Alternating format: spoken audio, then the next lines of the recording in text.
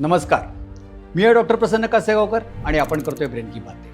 मित्र हो, एखाद्या पेशंटला एपिलेप्सीचा आजार असेल तर त्यांनी काय नाही करायला पाहिजे हे आपण जाणणं फार महत्त्वाचं आहे.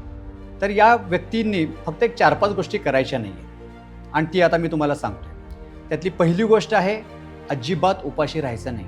वेळेत जेवायचं आणि व्यवस्थित जेवायचं. उपाशी राहण्याने शुगर कमी होते आणि पेशंटला फिट्स येण्याची शक्यता वाढते. दुसरा सल्ला, रात्री अजिबात जागरण करायचं नाही. कमीत कमी जागरण करायचं. जेवढी छान झोप घ्याल तेवढी फिट्स येण्याची शक्यता कमी असेल. ब्रेनला रेस्ट लागते मित्रांनो. तिसरी गोष्ट, अशा लोकांनी स्ट्रेस, ताणतणाव, चिडचिड, रागराग शक्य तेवढं कंट्रोल ठेवायला पाहिजे. इमोशनल इम्बॅलन्स झाला तर झटकण्याची शक्यता वाढते. चौथी गोष्ट, जर पेशंटनी फ्लॅशी लाईट्स पाहिल्या, पकपक लाईट्स जर पाहिल्या तर अशा पेशंट्सना फिट्स येण्याची शक्यता थोडीशी जास्त असते.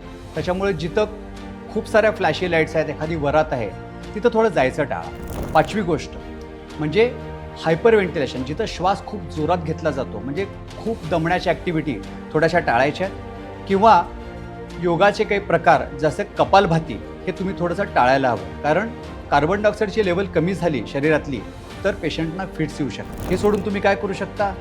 सर्वसामान्य आयुष्य जगू शकता. जसे इतर लोक आहेत तसं तुम्ही जगू शकता.